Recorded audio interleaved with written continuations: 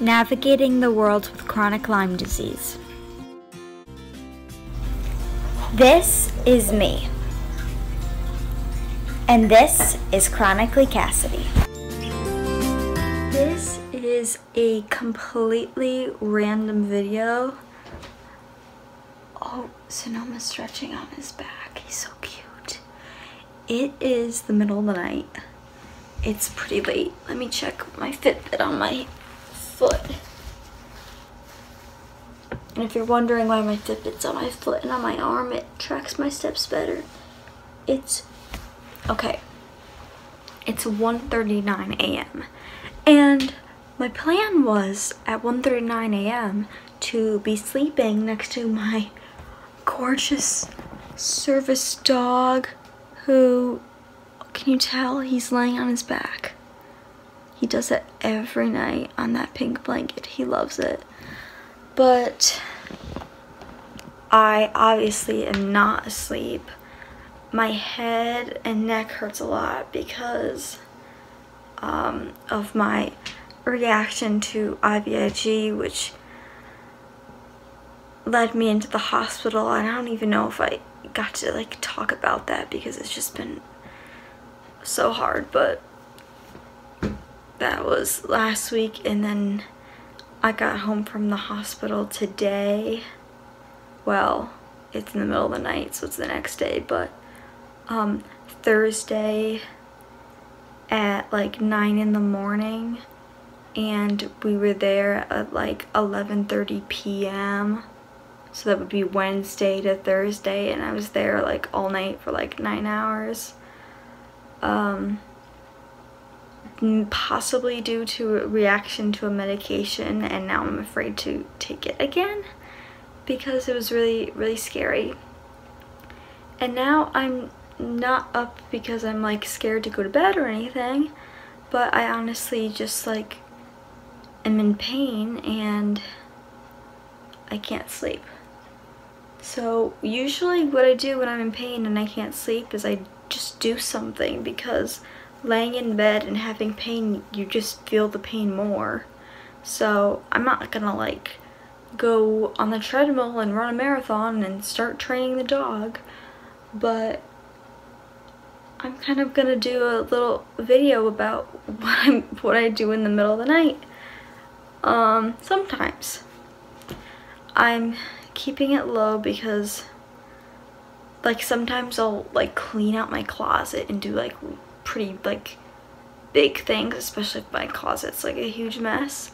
But right now I'm gonna be watching YouTube, so I'm gonna put YouTube on and show you what I'm watching on YouTube. And over here, oh, I think I need socks. There's Sonoma. These two body pillows I want to bring over here. The light is better. I'm gonna use these to stretch because I've just been dying to get back into ballet class, and that's really well, it's not gonna happen right now. Let's just say it like that. It will happen, just not right now, but something I can do while I wait for that magical day is to stretch and watch YouTube, and that's really about it. A quick thing I want to mention, because I'm not going to make a whole video about this. I'm not going to make a whole video on this, but since I mentioned it a little bit, people are going to be curious, is I was in the hospital last week from Monday to Thursday. So that was a whole week ago, and then I was in the hospital for 9 hours, came home this morning. And the reason I was in the hospital the first time from Monday to Thursday is I had IVIG like usual on Sunday, and then the next day it's not allergic reaction, but I did have what they say on the bottle, the rare and serious side effects, which were completely me, but my mom really wasn't sure. She wasn't sure if I had the flu. That's what she thought at first. I was supposed to go get my glasses, and I'm like, I'm never gonna get my glasses. They broke, but now I'm wearing my old pair because they're better than nothing. She thought I had the flu, you know, what else did she think? Then she thought maybe I had sepsis with my port, and that can be really, really, Sonoma's moving around, serious. So I was completely unresponsive because I was so weak I couldn't move in my bed, and I couldn't talk, but I could hear everything that my mom was saying. Like, she was trying to talk to me and like say like, can you hear me, and what she was like when she was calling doctors, and I was just so weak. It was so crazy. I couldn't even like give her a thumbs up, or I was too weak to talk and do anything. I was too weak to open my eyes to show that I was like there, but just struggling.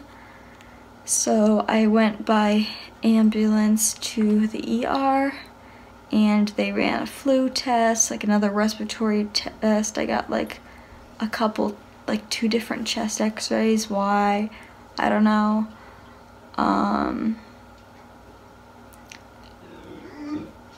Sonoma. I got we attempted to get an MRI of my brain, which I really don't know why that would be helpful. But I was like, well, it's only an MRI, so okay, whatever. But a minute in, I had a tonic-clonic seizure, so I had to be brought out, and then they never bothered doing another one, which was fine because I don't know what they were thinking about an MRI, like, why? Like, I have seizures, and I had seizures there, so maybe, but that's like not new. The thing that I thought about, and again, I'm thinking all these things in my head, but I couldn't. Let me sit down. I'm getting tired.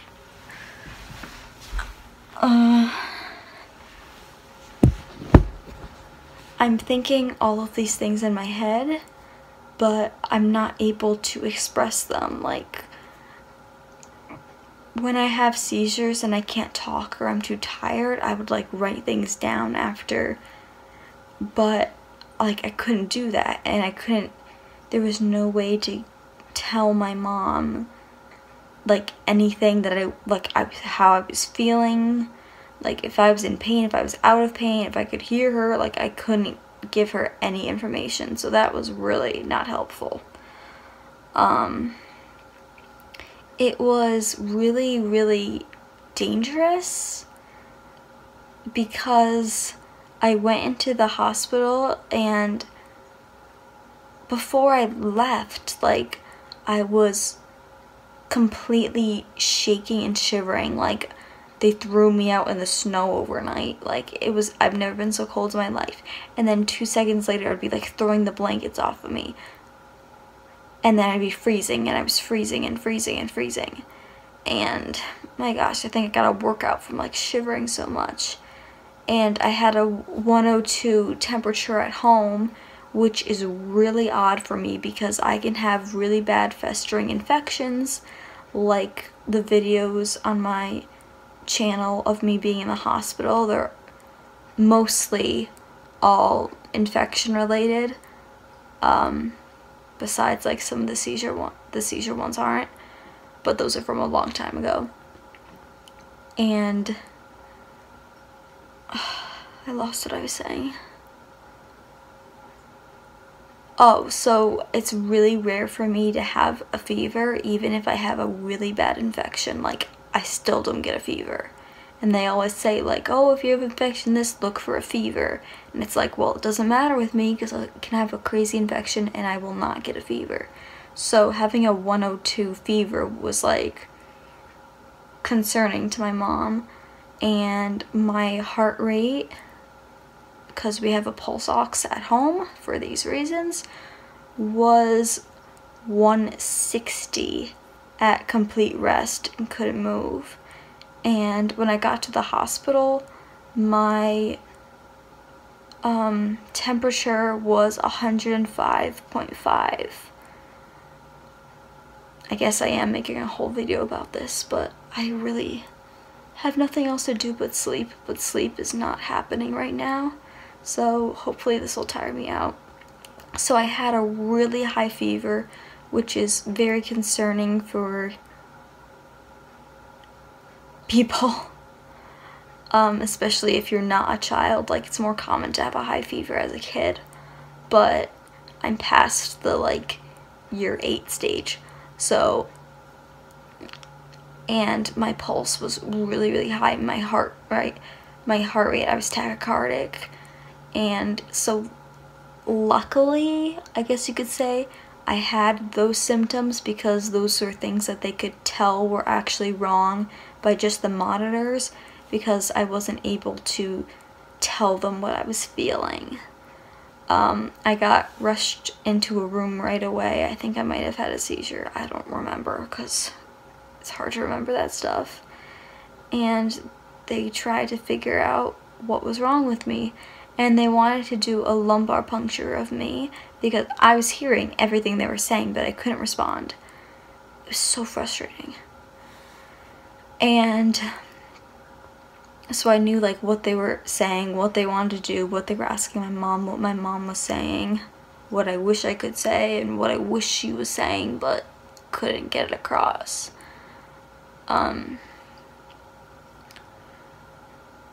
They wanted to do a lumbar puncture, but if anyone has been watching this channel for a long time, you cannot touch my back. Doesn't matter if it's this anesthesia, like they're obviously gonna do like a local anesthetic so you don't feel it or as much, but if you touch my back lightly like this, or like a brushing, like that kills my skin. But if you do that on my back, I have a collapsing seizure. And lumbar punctures you have to be really careful with, because if you don't get in that right place to get that spinal fluid, you could paralyze someone. Obviously, people in the ER do these all the time. So if I was a normal person without a back seizure problem, I would be totally fine, like feeling fine about getting a lumbar puncture. But luckily my mom was telling them like, you can't touch your back, like they wouldn't be able to clean the area. I would be having all these seizures. They wouldn't be able to put a drape on me. Then they're gonna put a needle in me, and then they said how they could do sedation, but sedation just makes you like a little bit unaware and tired. I'm not nervous. I don't need like to be calmed down. It doesn't make you not move. And that's a big problem because that would cause a huge seizure. And so we did not get a spinal tap. The only way it would be, I'd be able to do it, was if they went in the IR and they did general anesthesia, and then I would have to be intubated to do it and come out of general anesthesia where I wouldn't be able to move at all. But that's also really complicated because since people get these done all the time, the normal way, like it'd be hard with insurance because they wouldn't understand like, why do you need general anesthesia for that? And the doctors really didn't understand for a while, like until like someone hits my back, and then I'm like, yeah, that's why. But that was the only way that they could check to see if I had bacterial meningitis, which they were worried about, and that's what I was worried about. I was not worried about bacterial meningitis, but I was worried about aseptic meningitis, which is basically the same thing except for the cause is different. Meningitis is inflammation of the meninges, like of your brain, and it's very serious and it causes a lot of really bad symptoms. aseptic meningitis means that it's not caused by a bacteria. So in that case, it made perfect sense because I just had IVIG, and guess what one of the rare side effects is aseptic meningitis.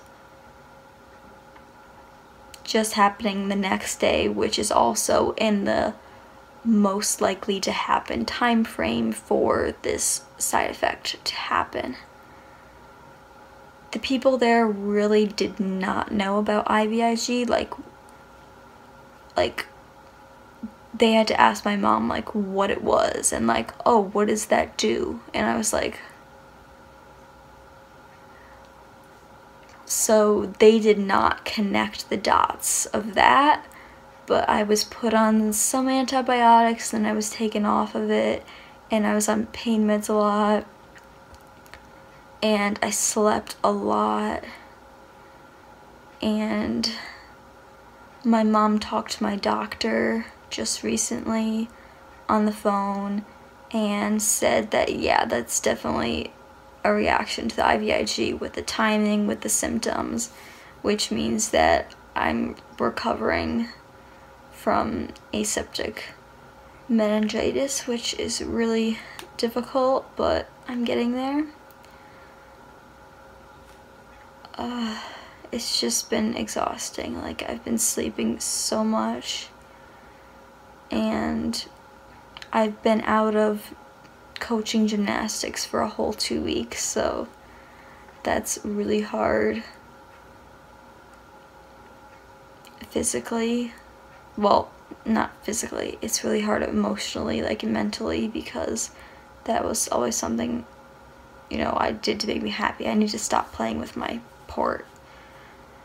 So they did check to see if I had sepsis with my port by doing blood cultures. They did multiple of them, and I do not have any problem with my port, which I knew. Like, I know I'm not the doctor, I know I didn't have proof, but I was like, my port's fine. Like, my gut was just telling me that my port's fine, this is from IVIG. And I'm just saying, I was right. And my doctor actually said to my mom, she said, yeah, my girl's right. So, meaning me, like he was calling me his girl, which was funny. So that's basically what happened with the IVIG. I didn't get it done again on Sunday because they had to contact my neurologist, and he said to hold off because I'm sure he's thinking the exact same thing, but we just haven't actually physically talked to him yet in person. But he does IVIG all the time, and this side effect, even though it is rare, it is not unheard of, especially for people who know IVIG. They know of this, so it's really not like a crazy thing to think of. So I've been home and resting as of Thursday evening, except for the whole last night thing with the medication I was having that I don't know what we're gonna substitute with, so that's kind of stressful. But I am watching, I don't even feel like stretching right now, I'm just tired, so I'm not gonna stretch. I'm gonna watch some things on YouTube. I was watching this video. I follow, what is it called? Twin Talks Ballet, although they only show one person, so I'm like, where is the other? So like, where's the twin? I don't know. But it's just a ballet channel, and they have a bunch of stuff on it, so like there's a ton of videos that I haven't seen. And it's just like a bunch of her favorite things, like her favorite shoes, her favorite leotard, so I was mindlessly watching this.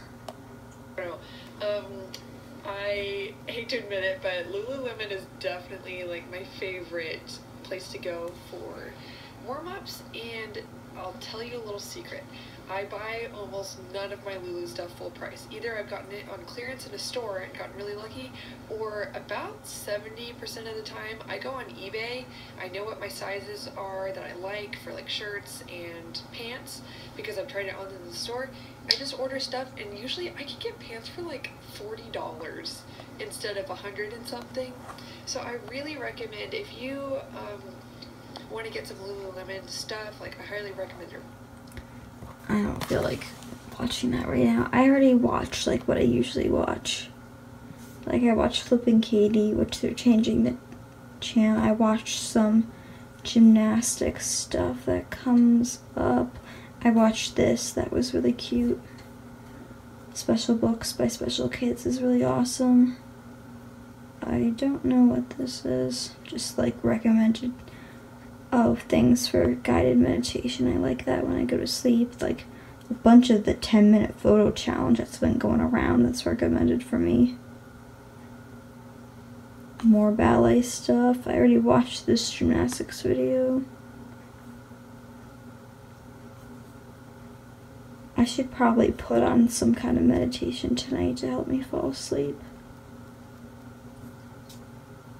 Because there's always more videos to watch on YouTube, but nothing like really exciting right now that I'm dying to watch.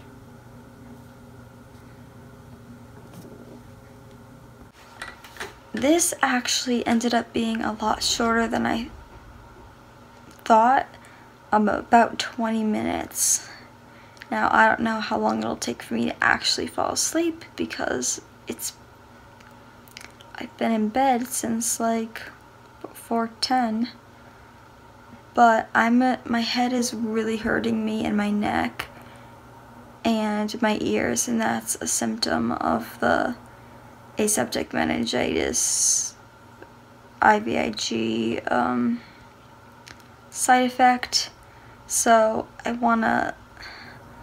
don't know if I want to prop myself sitting up more. I think that'd be a better idea right now than being vertical, but anything is better than lying against these closet door, or sitting against these closet doors right now. So if anyone has any questions about my hospital experience, because I did not say every single thing that happened, it would be a really long video, but if anyone has any questions, feel free to ask and I will go through them. And hopefully I will get a good night's sleep tonight. See you next time!